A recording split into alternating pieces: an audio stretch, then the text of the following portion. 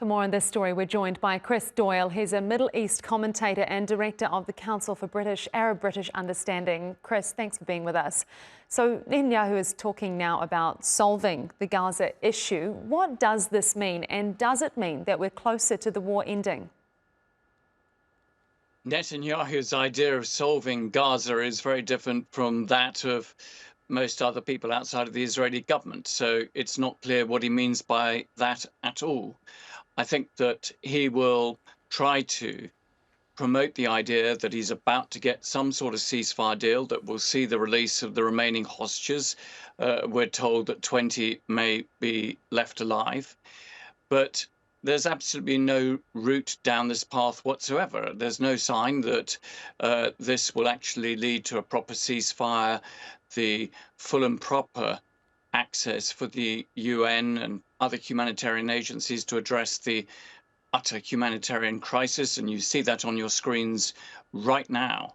So I think when Netanyahu says solving the problem of Gaza, I mean, what we have seen over the last 20 months is actually reducing it to rubble, smashing up their health and civilian infrastructure, and attempting to pressurize the entire civilian population into somehow getting rid of Hamas.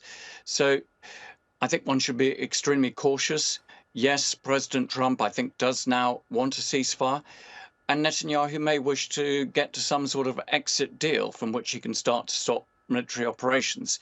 But it's not a solution to the issue of Gaza. It's not about reconstruction of Gaza. It's not about liberation of Gaza. And it's not the end of the genocide.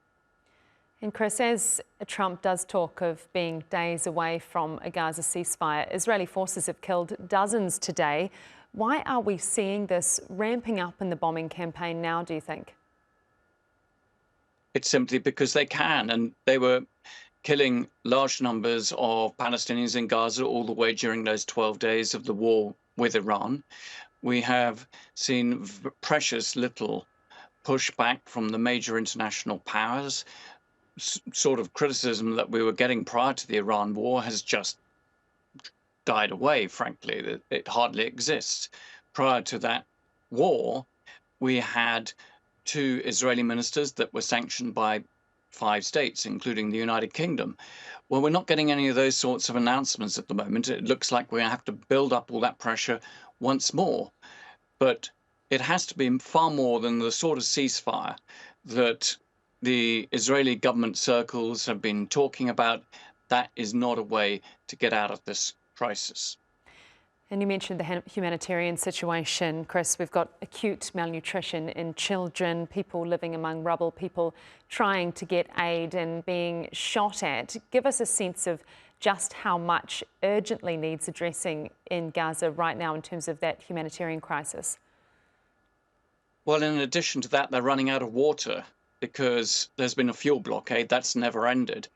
And most of the water facilities can no longer pump the little remaining potable water in Gaza. So we are seeing literally people on the brink of dying of thirst, as well as disease, starvation, and the bombing that Israel keeps on carrying out day in, day night. And of course, you have these dreadful death traps that are run by the Gaza Humanitarian Foundation, this extremely shadowy organizations, where over 550 Palestinians have been killed, starving as they were, desperate to get that food. But so many of them have been killed and injured. This should never have been allowed to happen. It shows the complete and utter moral bankruptcy of the situation that the international community, such as it is, has allowed to come into being. If there was any accountability for the Israeli government, this should have ended over a year ago. There should never have been such a situation that starvation as a weapon of war was used in Gaza. But because Israel has been systematically allowed to do this, it has gone on and made matters worse. It's hard to see how Gaza can ever recover. This is a stain on all our consciousness, and those who have facilitated this should be held to account. Chris Doyle, Director of the Council for Arab-British Understanding, thank you so much.